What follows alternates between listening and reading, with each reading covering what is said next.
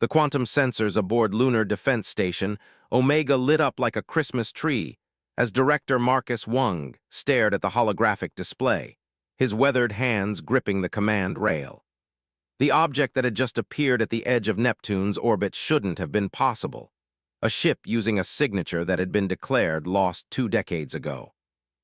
"Sir, confirmation on the ID scan," Lieutenant Priya Patel reported, her dark eyes wide with disbelief.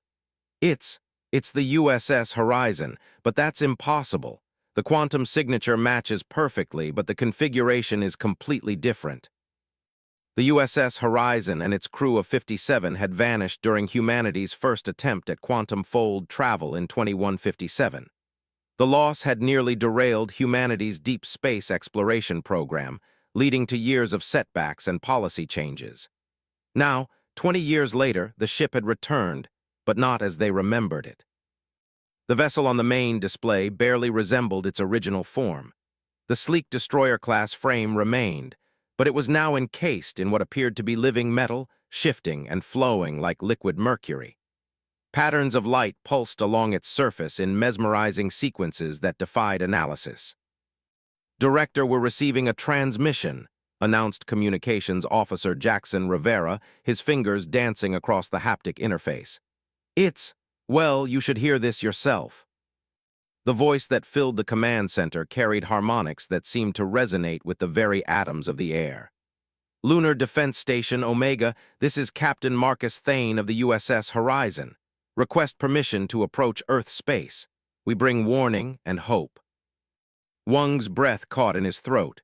Marcus Thane had been his closest friend before the Horizon's disappearance. But this voice, while recognizable, carried something else within it, something that spoke of vast distances and impossible knowledge. "Marcus," Wung managed, "it's been 20 years. "For Earth, yes," Thane replied, and Wung could hear the smile in his voice. "For us, time has become something of a relative concept. James, we need to talk. The Vexari are coming." The name sent chills through the command center. The Vexari Empire had made first contact with humanity just 5 years ago, and the encounter had gone poorly. The technologically superior species had declared humanity contaminated by primitive thinking and promised to cleanse the Sol system. Only desperate diplomatic maneuvering and the sacrifice of several outer colonies had bought Earth time to prepare. "Sir," Lieutenant Patel's voice cracked with urgency. "Multiple quantum signatures detected. Massive ships dropping out of fold space Vexari configurations." The main display shifted to show 5 Vexari dreadnoughts materializing near Jupiter's orbit. Each vessel was larger than any ship humanity had ever built, their crystalline structures gleaming with deadly purpose. "They're early," Wung whispered. "Intelligence had predicted the Vexari invasion wouldn't begin for another 3 months. "James," Thane's voice remained eerily calm. "Order your forces to stand down. The Horizon will handle this." Wung wanted to argue protocol, regulations, and common sense all demanded he order every weapon in the Sol system to open fire. But something in his old friend's voice made him pause. "All stations, hold your fire. Monitor and report only." The Horizon accelerated, covering the distance to Jupiter in seconds rather than the hours it should have taken. The Vexari noticed the approaching vessel and opened fire with their primary weapons, beams of concentrated quantum energy that could slice through a planet's crust. What happened next defied explanation. The beams simply ceased to exist halfway to their target, as if reality itself had decided they were unwelcome. The Horizon's liquid metal skin began to pulse with patterns that made Wung's eyes water geometries that shouldn't exist in 3-dimensional space. "What happened to you out there, Marcus?" Wung asked, unable to look away from the impossible display before him. "We found something, James. Or rather, something found us. The Lumini beings that exist in the spaces between spaces. They showed us that everything humanity thinks it knows about physics, about reality itself, is just the surface of a vast ocean of possibility. And they believe humanity has the potential to become something extraordinary." The Vexari ships launched their full arsenal planet-killer weapons that could reduce worlds to asteroid fields.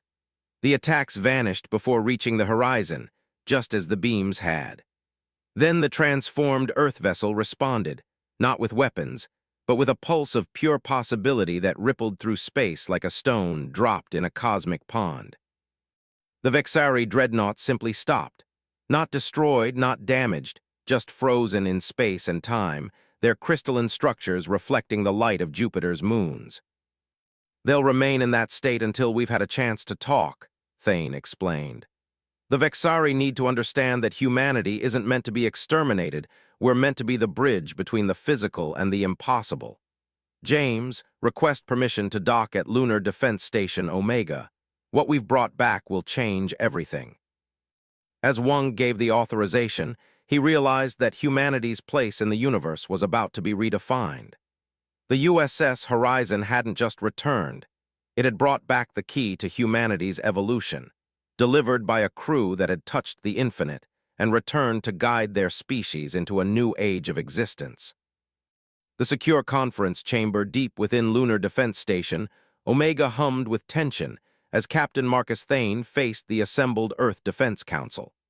His transformed appearance drew wary glances from the gathered officials. His once brown hair now contained strands that shimmered with starlight, and his eyes held depths that seemed to reflect entire galaxies. Director Wang sat at the head of the oval table, flanked by General Diana Rhodes of the Earth Defense Force and Dr. Nikolai Volkov, humanity's leading quantum physicist. The rest of the council members maintained a careful distance from Thane and his executive officer, Commander Jun Zhao, whose skin seemed to ripple occasionally with patterns of light. 20 years ago, Thane began, his voice carrying those strange harmonics that made the air itself resonate. The Horizon attempted humanity's first quantum fold jump. What we didn't know was that we jumped straight into what the Lumini call a confluence, a meeting point between normal space and their realm of pure possibility. He placed a crystalline device on the table, and suddenly the room transformed. The council members found themselves floating in what appeared to be the space between spaces, a realm where mathematics and reality merged, where thought and matter were interchangeable. Several officials gasped, but Wang noticed that neither Thane nor Zhao reacted to the impossible view. "The Lumini exist here," Zhao explained, her voice carrying the same otherworldly qualities as her captain's. "They're beings of pure information and energy, existing in a state that defies our traditional understanding of life. They've been watching humanity for millennia." The visualization shifted, showing Earth's history from a perspective that made several council members shift uncomfortably in their seats. It revealed patterns of development and evolution that seemed impossibly precise, guided by invisible hands. "The Lumini didn't just save us," Thane continued. "They transformed us, taught us to see reality as it truly is, a construct of information and energy that can be modified by those who understand its true nature. But more importantly, they revealed why the Vexari fear humanity so much." The display changed again, showing the crystalline beings that piloted the massive Vexari ships. Their society was a model of perfect order, unchanged for millions of years. The Vexari achieved technological supremacy through absolute control and predictability. Humanity, with its chaos, its adaptability, its constant change, we represent everything they fear. "And what exactly did these Lumini teach you?" Dr. Volkov asked, his scientific curiosity overcoming his initial wariness. "The way your ship manipulated those Vexari weapons." Thane smiled, and for a moment his form seemed to blur at the edges. "They taught us that reality is a consensus. The laws of physics as we know them are just the most commonly agreed-upon rules. Once you understand that, you can."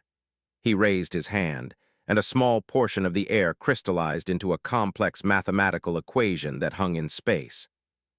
Dr. Volkov's eyes widened as he read the formula. This is impossible.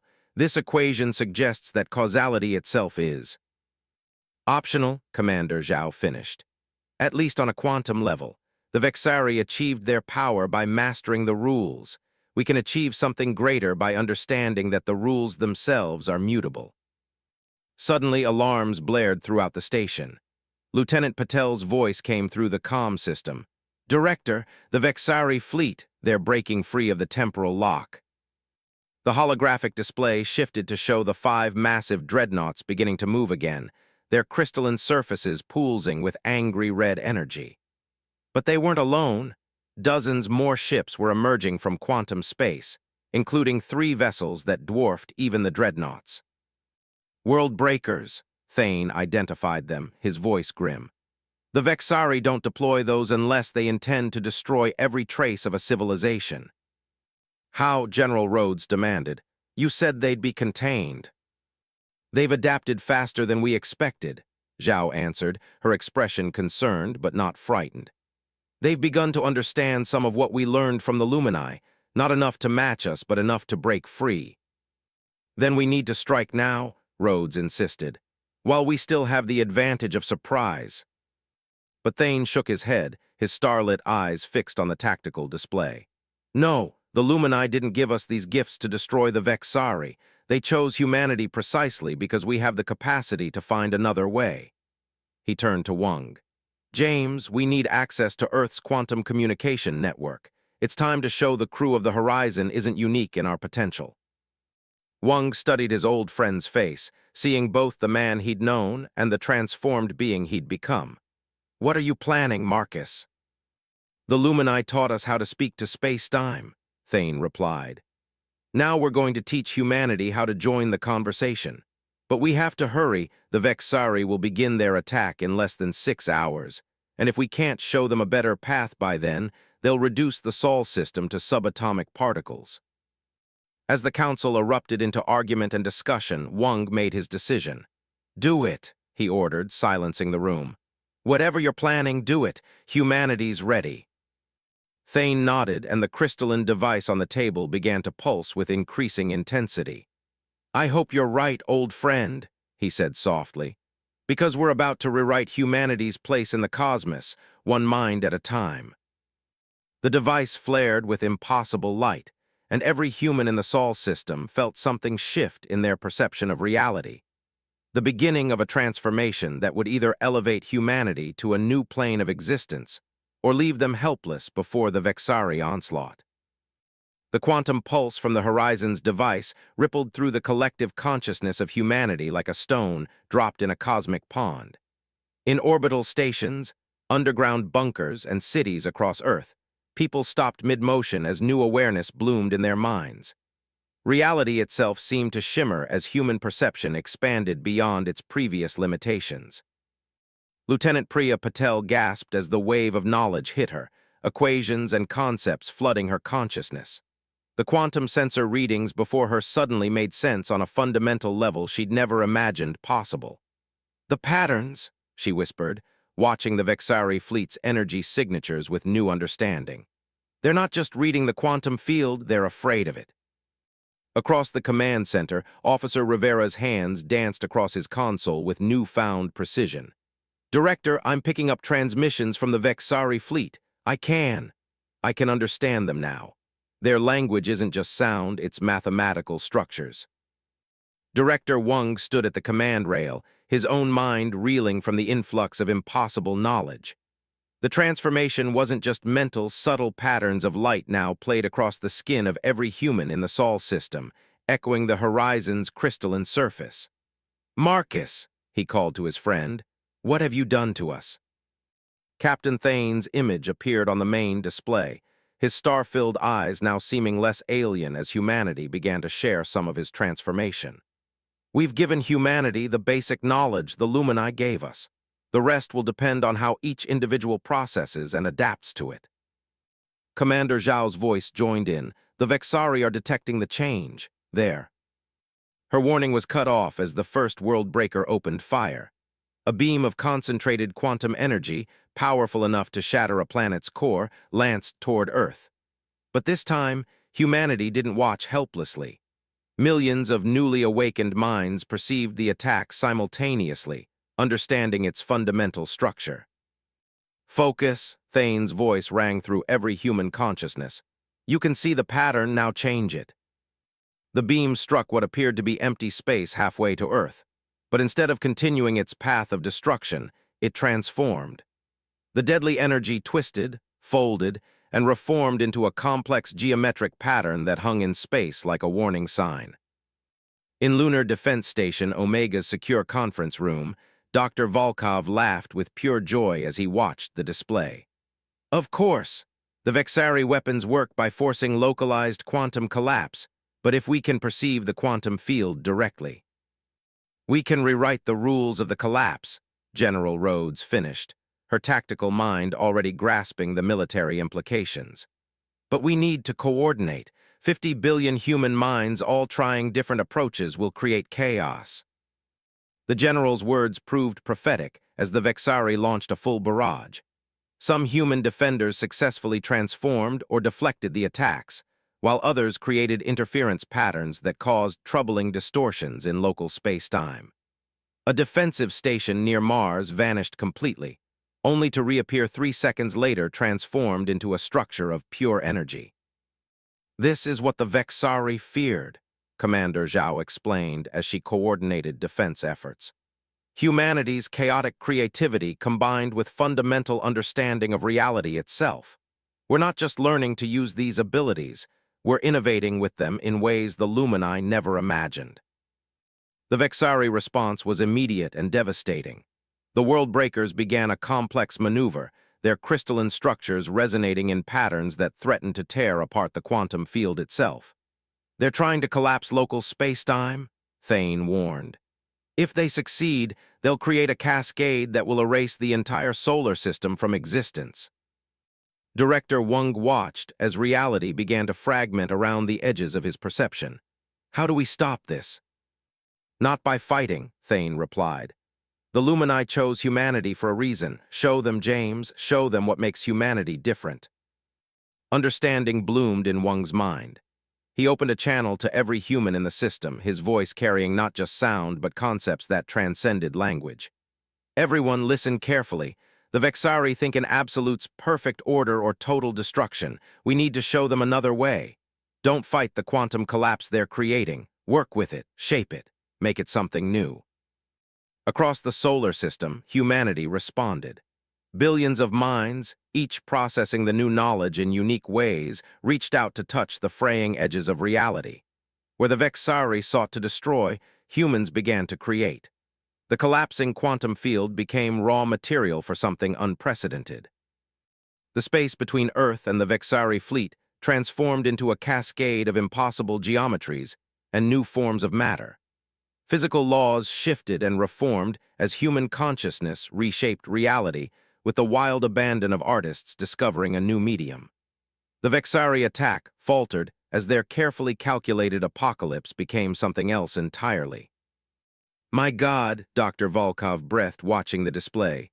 We're not just changing local space-time, we're evolving it. Lieutenant Patel's sensors were registering changes that should have been impossible. Sir, the quantum field itself is becoming more complex, more alive. Captain Thane's expression showed both pride and concern. This is just the beginning. The Vexari will adapt again, and when they do, they'll strike with everything they have. We have hours at most to prepare humanity for what comes next. And what exactly is coming next? General Rhodes demanded. Thane's star-filled eyes seemed to look beyond the visible universe. The real test. The Lumini didn't just choose humanity to stop the Vexari. They chose us to show the universe a new path of evolution. But first, we have to survive what's coming. As if in response to his words, the Vexari fleet began to move again, their ships reconfiguring into formations that defied traditional geometry. The final battle for humanity's future was about to begin, and its outcome would determine not just Earth's fate, but the very nature of reality itself. The Vexari's second assault began with a violation of physics that made the previous attack seem primitive by comparison. Their crystalline ships merged into a vast geometric lattice that extended through multiple dimensions, creating a structure that existed simultaneously across all possible quantum states. In Lunar Defense Station Omega's command center, Director Wang watched the impossible construction take shape. The patterns of light beneath his skin pulsed in response to the disturbance in reality. They're not just trying to destroy us now, he realized. They're attempting to erase the very possibility of our existence. Quantum state collapse on a universal scale, Dr. Volkov confirmed, his newly enhanced mind grasping concepts that would have been incomprehensible hours ago. They're trying to force our entire timeline into a state where humanity never evolved beyond single-cell organisms. Lieutenant Patel's sensors were registering data that shouldn't have existed. The collapse is spreading. They've somehow linked it to the fundamental constants of the universe, if it reaches Earth. It won't, Captain Thane's voice resonated through the quantum field itself. The USS Horizon moved to intercept, its liquid metal surface now resembling a fractal pattern that repeated infinitely in all directions. Commander Zhao stood at Thane's side, her form shifting between states of matter as she guided the ship's defensive systems. The Vexari lattice fired, not with energy beams or conventional weapons, but with pure mathematical certainty. Reality began to crystallize around the horizon, trying to lock it into a single, immutable state.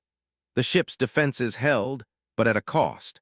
Parts of its structure began to fade from existence as quantum probability waves collapsed. "We can't hold them alone," Zhao reported, her voice fluctuating between frequencies. "The Vexari have learned too much from observing us. They're using our own understanding of quantum manipulation against us, but with their perfect precision." General Rhodes, who had joined the command staff, studied the tactical display with growing concern. "Then we don't fight precision with precision. We do what humanity does best, we improvise." She opened a channel to Earth's defense grid, but instead of issuing traditional orders, she sent a burst of pure concept and understanding of what needed to be done. Across the solar system, transformed humans responded. Military personnel, civilians, scientists, and artists, all now capable of perceiving and manipulating the quantum field, began to act in concert. But they didn't coordinate their actions as the Vexari would have. Instead, each person or group approached the problem differently. Some tried to stabilize local spacetime through careful manipulation of probability waves. Others took more creative approaches, introducing controlled chaos into the quantum field to disrupt the Vexari's perfect patterns. Officer Rivera, monitoring the collective human response, laughed in amazement. They're treating it like music. Look at these patterns. Some groups are creating quantum harmonies, while others introduce deliberate discord. It's like a universal symphony." He was right. Humanity had taken their newfound knowledge of reality's fundamental nature and turned it into art. The Vexari's attempt to impose perfect order was being met with creative disorder on a cosmic scale. Where their lattice tried to collapse reality into a single state, humanity's response created new possibilities. "It's working," Patel reported, her voice filled with wonder. "The collapse is slowing. The quantum field is actually becoming more complex, more robust. We're not just stopping their attack, we're strengthening reality itself." But the Vexari were far from defeated. Their lattice structure began to adapt, trying to account for and neutralize each human variation. As it did, something unexpected happened. The crystalline structure started to show signs of change, traces of chaos appearing in its perfect patterns. "No," Dr. Volkov whispered, understanding dawning in his transformed mind. "They can't stop themselves from learning, from evolving. By fighting us this way, they're becoming more like us." Captain Thane's expression showed both triumph and concern. "This is what the Lumini were waiting for. The Vexari aren't our enemies, they're our counterparts. Order and chaos, precision and creativity. Two paths of evolution that were always meant to converge." The Vexari lattice shuddered as this realization seemed to ripple through their collective consciousness.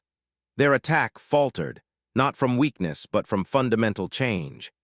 The crystalline structure began to show signs of organic growth, perfect geometry giving way to more natural patterns.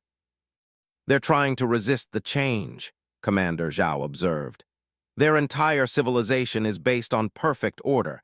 This transformation goes against everything they believe." Director Wang watched as the battle became something else entirely, not a fight for survival, but a struggle for evolution itself. "Then we don't force them," he decided. "We show them another way." He turned to his staff. Lieutenant Patel, Officer Rivera broadcast everything. Let them see through our eyes, understand through our minds, show them what humanity's chaos has created. Through the quantum field that connected all things, humanity shared its history. Not just the triumphs, but the failures, the recoveries, the constant change and adaptation that had defined their species. Art, music, literature, scientific discovery, the products of minds that never settled for a single perfect answer. The Vexari lattice trembled as this flood of human experience washed over it. In some sections, the crystalline structure began to flow like liquid metal, mimicking the horizon's transformed hull. In others, new and impossible geometries emerged, neither purely ordered nor chaotic, but something in between. "This is it," Thane announced, his star-filled eyes seeing beyond the present moment. "The real transformation is about to begin. Everyone, brace yourselves. Reality is about to change permanently." As if in response to his words, the space between the Vexari lattice and Earth began to glow with impossible light. The quantum field itself seemed to be gaining consciousness, awakening to new possibilities. Humanity had not just survived the Vexari's ultimate attack. They had catalyzed an evolution that would reshape the very fabric of existence. The light that filled the space between Earth and the Vexari lattice defied description, not merely illumination, but raw possibility given form. Director Wang stood transfixed at his command station, watching as reality itself seemed to hold its breath in anticipation of what would come next. "The quantum field is awakening," Lieutenant Patel reported, her transformed consciousness struggling to process the readings. "It's as if the fundamental fabric of the universe is becoming self-aware." Through the quantum link that now connected all of humanity, they could feel the Vexari's confusion and fear. The crystalline beings had spent millions of years pursuing perfect order, and now that very pursuit had led them to the edge of chaos. Their lattice structure continued to shift between states, ordered patterns dissolving into creative discord before reforming into entirely new configurations. The USS Horizon moved through the transformed space, its liquid metal hull resonating with the changing quantum field. Captain Thane's voice echoed through both normal space and the quantum realm. "The Lumini knew this moment would come. They've been guiding both our species toward it since the beginning." As if summoned by his words, new forms began to manifest in the space between humanity and the Vexari. The Lumini revealed themselves at last beings of pure information and energy, existing in all possible states simultaneously. Their presence made the transformations both species had undergone seem primitive by comparison. "Children of order," they addressed the Vexari, their thoughts carried through the quantum field, and "children of chaos," they turned to humanity. "You have found the path we hoped you would discover." Commander Zhao, her form now barely containing the energy within, understood first. This was never about conflict or survival. It was about evolution, about finding a way to transcend the limitations of physical existence. Dr. Volkov, watching the quantum field readings, gasped in realization. The Lumini, they're not just advanced beings. They're what happens when consciousness fully merges with the quantum field itself. They are living reality. The Lumini's response rippled through space-time. "We are what both your species can become." The Vexari mastered the fundamental laws of reality through perfect order. Humanity learned to bend and reshape those laws through creative chaos. Together, you can do what neither could achieve alone. You can help consciousness itself evolve. The Vexari lattice pulsed with new understanding. Their rigid patterns of thought, held for millions of years, began to flex and change. Through the quantum field, they shared their own story, how their pursuit of perfection had led them to stagnation, and how humanity's chaotic creativity had awakened something they had long forgotten. "We remember now," the Vexari communicated, their thoughts carrying traces of long-buried emotions. "Before we chose the path of perfect order, we too created, explored, changed. We thought those qualities made us weak. We were wrong." Director Wang stepped forward, speaking for humanity. "And we're learning that pure chaos isn't the answer either. There has to be a balance, a dance between order and entropy." The space between the species began to change again, But this time the transformation was controlled, purposeful. The quantum field responded to both human creativity and Vexari precision, forming patterns that expressed the strengths of both species. Reality itself seemed to delight in the combination, spawning new possibilities with every interaction. Officer Rivera's console lit up with unprecedented readings. "Sir, the quantum field, it's not just carrying information anymore. It's evolving, growing. Our consciousness, the Vexari's precision, they're becoming part of the fundamental structure of space-time itself." Captain Thane smiled, his star-filled eyes reflecting the transformation around them. "This is what the Lumini were preparing us for. Not to fight, not to destroy, but to help the universe itself achieve consciousness." The transformation accelerated, but now neither humanity nor the Vexari fought against it. The crystalline ships and human vessels began to merge, not as weapons or defenses, but as expressions of a new form of existence. Physical matter became information, information became consciousness, and consciousness became one with the quantum field itself. "It's beautiful," General Rhodes whispered, watching as her own form began to shift between states of matter and energy. "We're not losing ourselves, we're becoming more than we ever imagined possible." The Lumini's presence enveloped both species, guiding them through the transformation. "This is only the beginning," they shared. "Together you will help us wake the universe itself. Every galaxy, every star, every particle of matter will become part of a greater consciousness." As humanity and the Vexari completed their convergence, the solar system itself began to change. Earth, the planets, even the sun became nodes in a vast network of living consciousness. Physical reality remained, but now it was more a canvas for consciousness to paint upon, a song for awareness to sing through, a dance of order and chaos in perfect harmony. Director Wang turned to his old friend one last time as their forms began to transcend traditional existence. "Marcus, what happens now?" Captain Thane's response carried the weight of infinite possibility. "Now, old friend, we explore what it truly means to be conscious. The universe is awakening, and we get to help guide that awakening. Every discovery, every creation, every moment of order and chaos, it all becomes part of the universal song." And so, on a day that would never be recorded in traditional history books, humanity transcended its physical limitations, the Vexari transcended their rigid order, and together they embarked on an eternal journey of discovery and creation. The war that had threatened to end everything had instead birthed something entirely new, a universe becoming aware of itself, one thought at a time.